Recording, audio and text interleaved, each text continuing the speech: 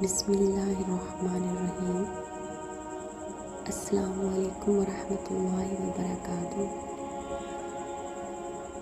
سچے دوست کی پہچان، ایک سبق آموز کہانی۔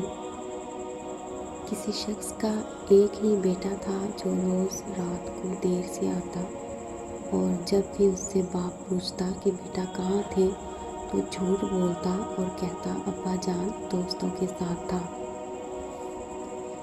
ایک دن بیٹا جب بہت زیادہ دیر سے آیا تو باپ نے کہا کہ بیٹا آج ہم آپ کے دوستوں سے ملنا چاہتے ہیں۔ بیٹے نے فوراً کہا ابا جان اس وقت ابھی تو رات کے 2 بجے ہیں، ایسا کرتے ہیں کہ کل چلتے ہیں۔ بیٹے نے بات کو ٹالنے کی بہت کوشش کی لیکن باپ باضد تھا کہ نہیں ابھی اور اسی وقت چلتے ہیں۔ آپ کے دوستوں کا پتہ تو چلے۔ بالآخر دونوں باپ بیٹا رات کے 2 بجے اس کے دوست کے گھر پہنچے۔ دروازہ کھٹکھٹایا تو کافی دیر تک کوئی جواب نہ آیا۔ بالآخر آواز آئی کہ کون ہے دروازے پر؟ پوچھنے والا اس کے دوست کا باپ تھا۔ آنے کی وجہ دریافت کی تو لڑکے نے کہا اپنے دوست سے ملنے آیا ہوں۔ اس کے والد نے کہا اس وقت؟ مگر وہ تو اس وقت سو رہا ہے۔ بزرگ نے جواب دیا چچا جان آپ اس کو جگائیے، مجھے اس سے ضروری کام ہے۔ مگر بہت دیر گزرنے کے بعد بھی یہی جواب آیا کہ صبح کو آ جانا، ابھی اسے سونے دو۔ اب تو عزت کا معاملہ تھا۔ لڑکے نے ایمرجنسی اور اہم کام کا حوالہ دیا مگر آنا تو دور کی بات اس نے جھانکنا بھی گوارا نہ کیا۔ باپ نے بیٹے سے کہا کہ چلو اب میرے ایک دوست کے پاس چلتے ہیں جو فلاں گاؤں میں رہتا ہے جس کا نام خیر دین ہے۔ دونوں باپ بیٹا گاؤں کی طرف روانہ ہو گئے۔ دور سفر کرتے کرتے اذانوں سے ذرا پہلے تو اس گاؤں پہنچے اور خیر دین کے گھر کا دروازہ کھٹکھٹایا مگر جواب نہ آیا۔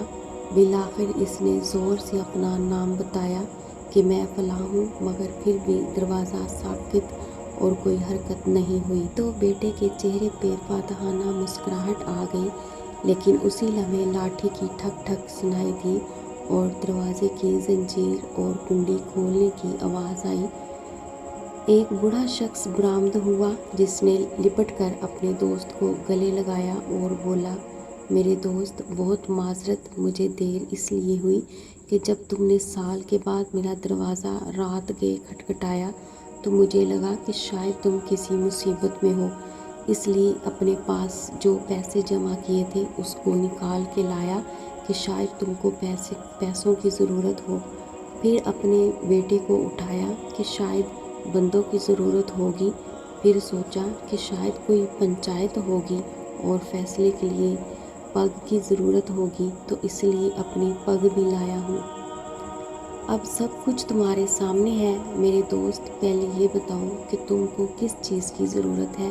یہ سن کر بیٹے کی آنکھوں سے آنسو آ گئے کہ ابا جی کتنا سمجھاتے تھے کہ بیٹا دوست وہ نہیں ہوتا جو ہر چوک چراہے پر آپ کے ساتھ ہو بلکہ دوست وہ ہوتا ہے جو آپ کے ہر دکھ درد میں ساتھ ہو۔